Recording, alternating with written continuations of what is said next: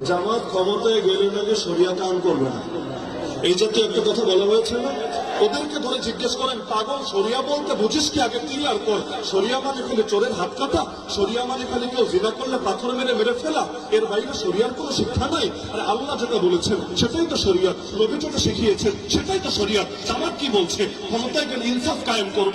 ইনসাফ কি শরিয়ত না? বৈষম্য দূর করব, এটাকে শরিয়ত না? গরিব দুঃখীর হক আদায় করব, এটাকে শরিয়ত না?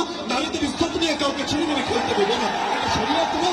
আরে তোমরা শরিয়ত বলতে বোঝাও কি? শরিয়ত বলতে বোঝাও কি? এমনকি তারা যে প্রলোভন দিচ্ছে, ক্ষমতায় গেলে তারা শরিয়ত কায়েম করে উল্টিয়ে ফেলবে। এটা কোন শরিয়ত? গতকালও তো আমি দেখেছি, আমি নিজ কানে ভিডিও, সরাসরি তো ছিলাম না, এই মাঠের কথা বলছি।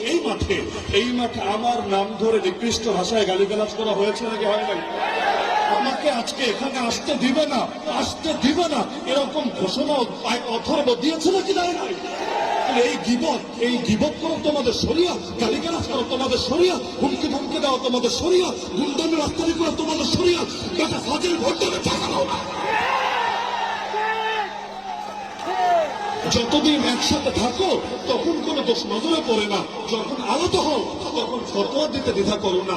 মনে রাখবেন, আমরা ফতোয়াকে বিশ্বাস করি, কিন্তু ফতোয়া দিয়ে কেউ যদি ইসলামের জাগরণ, বাংলাদেশ পন্থীদের জাগরণ রুখে দিতে চায়, আমরা তাদেরকে সুযোগ কিছু দেব না। আমার সর্বশেষ পয়েন্ট, ভোট হলো আমানত, ভোট হলো ওয়াকালত, ভোট হলো সুপারিশ।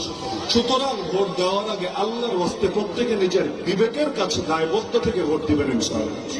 আমাকে 500 টাকা আর 1000 টাকা পকেটে আসলেই ভোট